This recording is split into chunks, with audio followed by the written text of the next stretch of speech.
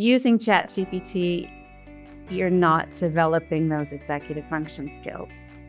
ChatGPT is doing that.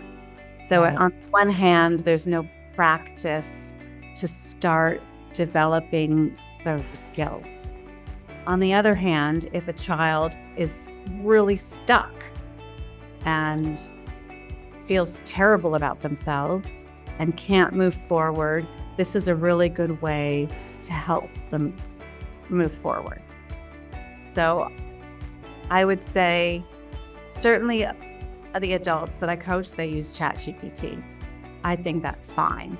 Hi, it's Kate from ADHDKidsCanThrive.com. Before we start, I want to address the fact that I know how overwhelming it can feel to parent a child with ADHD. The questions, the challenges, the desires to give your child the best possible chance to thrive is a lot to carry for parents. That's why I want to share my journey with you through my book, How We Roll: A Parent's Journey on Raising a Child with ADHD.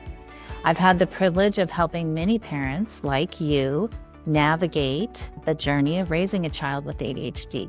We've worked together to create brighter paths. All my experiences, practical tips, heartfelt insights are narrowed down into this book.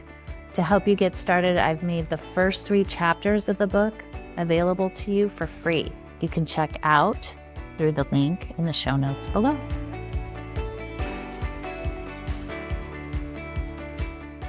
Hi, it's Kate Brownfield from ADHDKidsCanThrive.com. I am your host of the ADHD Kids Can Thrive podcast.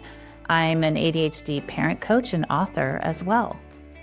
Okay, let's get started. Today, I am very honored to be joined by Michelle McKeon. She's an executive coach, ADHD coach, academic coach for kids, young adults, and parents. She's located in Danville, California. I'm very honored to have her here today. We're going to talk about how executive functioning affects kids in academics, but especially when it comes to math and writing. So please enjoy our conversation. Thank you again. Hi, Michelle. Thank you for being here. Thank you so much for having me. I'm very happy to be here. Good. I'm really looking forward to this conversation. Michelle is an ADHD parent coach and executive functioning coach and works with both parents and kids. Right? Yeah. Right. Okay. Oh, yeah. Adults and kids. So let's just get started a little bit about like kind of your journey of how you have like what you do and how you've come into helping kids and parents who are struggling with executive functioning. Sure. I'd have to say it started with my own child, which is a typical story. My own son struggled a lot with executive functioning in school, not really knowing what it was. It was years until somebody said, I think this is executive functioning, was tested several times. And so I heard that word and knew it was a thing when my son was very little. It inspired me to start working with kids who are struggling in school. So I became a math tutor and I worked for years doing that. And I was coming across kids who had this thing called ADHD. Their parents would say, my child has ADHD.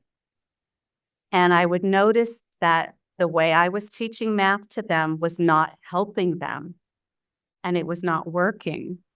And I would see a different type of struggle than with my neurotypical students. And it really stuck with me that I could not help them the way I was working. Okay. And I ended up referring a couple of students years and years ago to other specialists. And I thought, I can't help kids unless I really understand what's going on. And it broke my heart what I was seeing. So I decided to just dive in and learn everything I could about executive functioning and ADHD. And that eventually led me to being an ADHD life coach. Okay.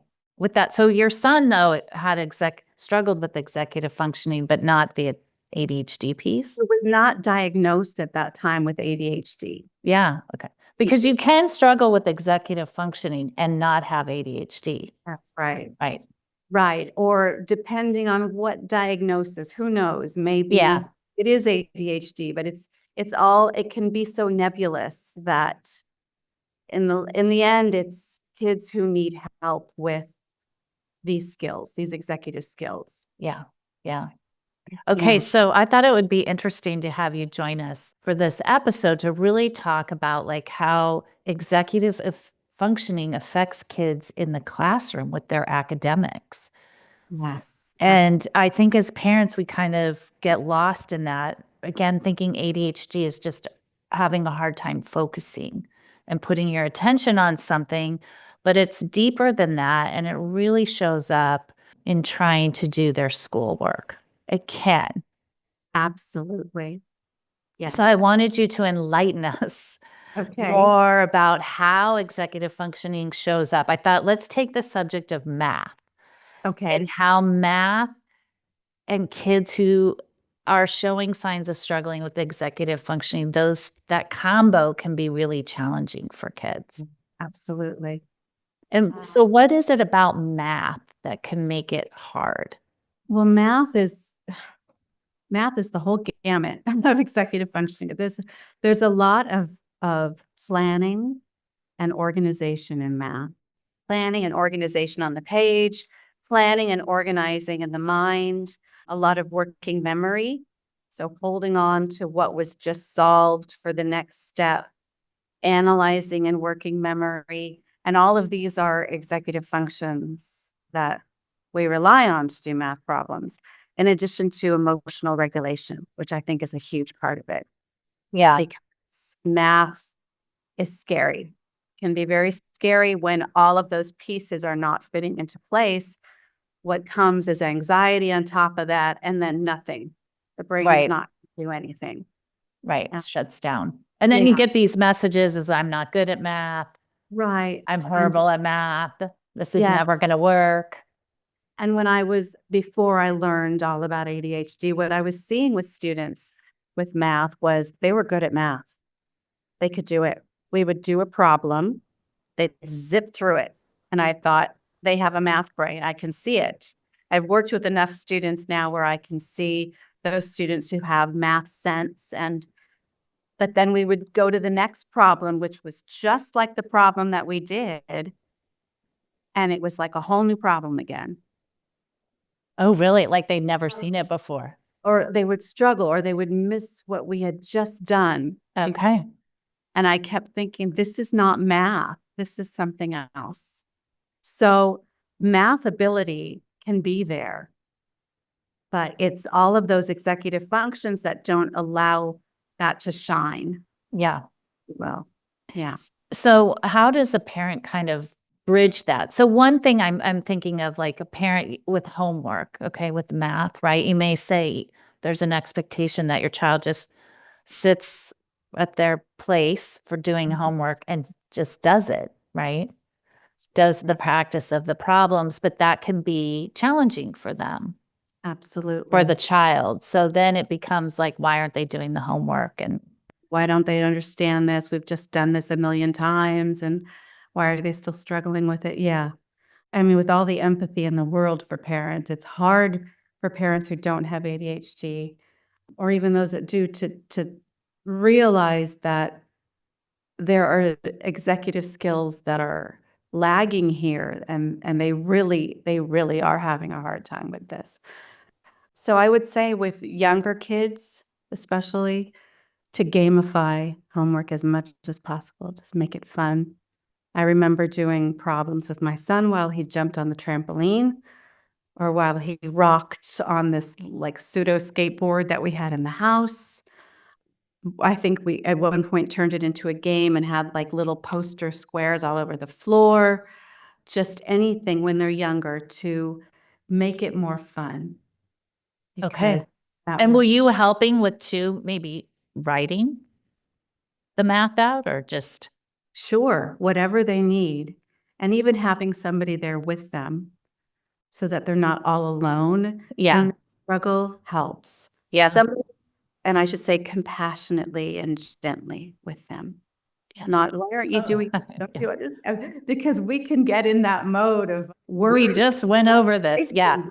Just did it. What Yeah, more just a pal next to them. Okay, that's great advice to kind of look and be supportive Yes. to go through the steps. And so what would be what are the flags that you see in kids when math, like where is that breaking point where math is hard? Is it just when a kid shows resistance? I Is that the sign? I would say not all kids will show extreme resistance, but keep an eye on their schoolwork and see, are they skipping a lot of problems and thinking that they're done? Are they really just racing through it and not really getting any of them right? And speak to the teachers if you're noticing that. And then, of course, when there's resistance, that's a sign Yeah. something's Okay. going on because kids, like Ross Green says, kids do well if they can. Yeah. So what's going on? Why are they struggling with this? Okay.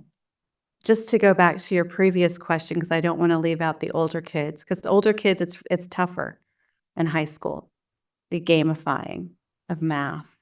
What I would say is try to get accommodations where they don't have to do as much for homework and work with breaking it down into steps, just one step at a time, and get a note card accommodation. I always try to advocate for that.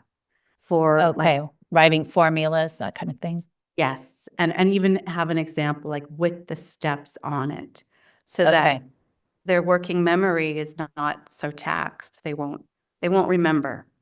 So that way they can do their homework with the note card so that they get used to using that note card as like security. Yeah. And I kind of frame it like your memory is just out here. It's just not in here, but it's here. So we'll use it like You that. can reference your memory over here. That's right. Okay. And so as a parent, I think we get in this like sink or swim. Yeah. I'm hearing you say it's okay to kind of be a pal, be supportive, help your Mhm. child get through math. Yeah. What would be your advice for when a parent should seek outside support around? That's a good question. If you as a parent are finding yourself becoming so frustrated and just not being able to regulate emotionally, which is completely understandable. But if you're finding that it's just becoming so much for you as a parent and you can't keep a lid on it or you can't keep that frustration down because it's a lot of work. Yeah. I would say seek outside help so that you can maintain that relationship with your child. I made the unfortunate mistake myself years and years ago of really pushing my son who was struggling with executive functioning and math. And years later, I found that he thought all of our relationship was about him doing well in school. And of course, that's never what I intended. But that is what can happen. We as parents get so worried, and we want to maintain that relationship with our children. So I would seek outside help if that's the case, or if your child is just pushing back so much. There's a natural development where kids need to separate from their parents and they will resist and they will resist parents in particular. Yeah. So when parents are seeing that, that's a good sign to seek outside help. Yeah. Okay. Okay. That's good advice.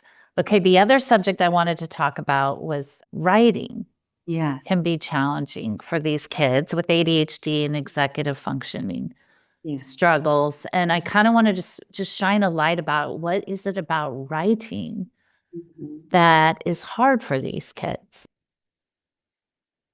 So many kids struggle with writing. Yes. Kids and adults, I have found. It is, again, it is planning, it's prioritizing, it's knowing what is important to say and what is not important to say. That's very difficult a child with ADHD? How do I prioritize all of these thoughts in my head about maybe they're writing about a book or something? I don't know. I don't know what goes first or second. I don't know the order. And then how do I plan out my paper? These are all executive function skills. And again, working memory is a big piece, and emotional regulation. So, and probably more than that. Self-awareness. I mean, they all come in. It's very hard to. It all plays right into Oh, school. yeah. Yeah. And into academics. Absolutely. But I think with writing in particular, it becomes this overwhelming blob of, I don't know. And so a coach or a parent can help break it into pieces so it's not so overwhelming, and ask a lot of questions to help kids write their paper rather than writing it for them. Because I know as parents, like when it's the night before that paper is due and our kid is going to get an F, it's just so tempting. Let me just help you. Let me just edit this. Let me just, yeah, but that's our executive functions that are being improved, not theirs. So, Right. yeah, When we're helping, that's so hard. it is so hard. So, Yeah. Okay, I'm going to put you on the spot on this, but what is your thought about ChatGPT? I am hearing from Yeah. friends that schools are they kind of banished it, and then the kids were using it, and so now the schools are embracing it as a tool for kids to use in their writing or Mhm. research. Like Right. how it is the new, if I had struggled with executive functioning, Right. ChatGPT makes it really easy to just get the task done. It does. I guess if you know what you're supposed to request, what you want out of it. So you Yeah. still do need to have be able to put some order Yes, in your thinking to be able to get out of ChatGPT what you want. that's a tough question because using ChatGPT, you're not developing those executive function skills. ChatGPT is doing that. So Right. on one hand, there's no practice to start developing those skills. On the other hand, if a child is really stuck and feels terrible about themselves and can't move forward, this is a really good way to help them move forward. So I would say certainly the adults that I coach, they use ChatGPT. I think that's fine. For But their work life. for their work life, yes, because some tasks are just so difficult for them. Okay. But when kids are developing, when their brains are developing, I would say, okay, yes, you can use ChatGPT, but I would monitor it somehow because you want those skills to develop too. And Right. then, To have them think about thinking. yes, You know. exactly. To have them think about thinking, to have them think about what do I need to do next? Yeah. What might be more important here? Like each step, just these little questions. What is the big point of my paper? That sort of thing. If they never ask those questions of themselves or somebody else does not ask those questions of them, they're not developing those skills. So I know it's kind of an unfair answer, but I would ride the fence, both, a little of Yeah. both. Yeah, I think that's great advice. It's a challenge for this new generation. And as they get older, right, they have like high school, even probably junior high, they have access to this stuff, That's right. without mom and dad hovering and teachers hovering. Yes. And And they're clever. They know how to get to this stuff. we can't control in the end what they decide to do. Right. Yes. I mean, I'm sure if I spoke to my son as a teenager that, don't you want to build those executive function skills? Like, no, I want to get my paper in. And this is Right, easy. exactly. Right. Yeah. It's a lot. But as parents, I think if we can be aware of kind of the importance of without getting too frustrated on the homework, kind Right. of just take a step back and see there's some value in kind of building these skills while they're still young will serve them later in life. That's right. Absolutely. Right. Okay. And just, we talked about this a little bit with the math stuff too, but just like the flags that are seen. So like if your child was sitting at wherever they do their homework and they're having a hard time getting started, or they're Mhm. not getting it all done, like Mhm. what is a parent supposed to do in that instant? Again, I think Besides yell. right. Because yelling will only get you so far. Or, setting consequences, whatever. Those don't work, No, right? With yeah. any of this. So it's like, No, that's a good point. They don't, because it's not about bad behavior. It's about a skill that's not there or yeah, that needs to be improved. yeah, Yeah. Dysgraphia is often comes along with ADHD. So I would look out for that as well.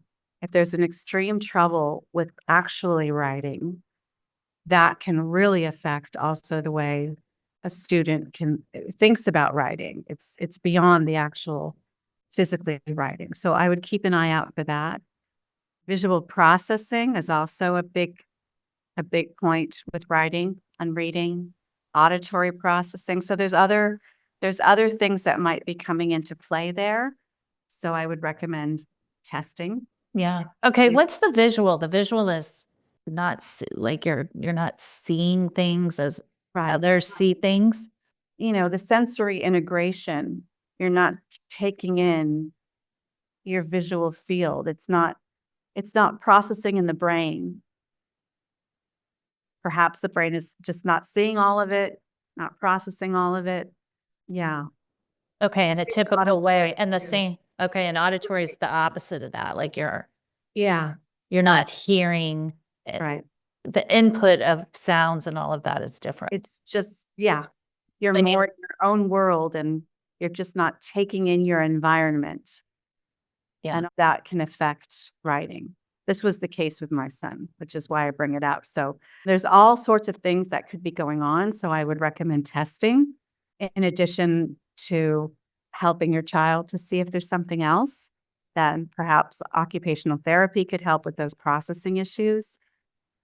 And sitting with your child and making it a little more fun. What I do with students is we whiteboard it, like just ideas, just like splatting paint on the wall, just doesn't matter what order, just get the ideas out, because kids with ADHD are going to have tons of ideas, very creative brains, right? So they're going to have lots to say. And then the coach or the parent can help organize that for them. Yeah. Okay. Where do you think this should go? What goes with what? Yeah. How do we put this together? Very How do we interesting. together? Yeah. Yeah. Okay, Michelle, as we wrap up, you've shared so much. What would Mhm. be kind of your words of overall wisdom for parents who are on this journey? I think in this, like struggling with the academic piece for their child when they have the ADHD and maybe other things, it's Yeah. not always just ADHD, but their executive Oh, functioning right. But skills yeah. are really impacting them in their academic life. Yes. I would say, and this might not be the expected response, but for parents to look at themselves first. That is essential, I think. And through working on themselves and helping stay even keel and working on whatever is coming up for them, that will help their child. Yeah. So I had to learn to reparent for my specific kids. What do they need from me? Not me as a parent. I'm the parent, I'm the boss. You need to do what I needed. It's the other way around. And that's not to say that it's so permissive and all that. No, the appropriate rules are there, but really doing your own soul searching, I would say. Yeah. My kids taught me how to be a parent. Yeah. Beautiful. Yeah. Thank you. Thank you so much for having me. You're welcome.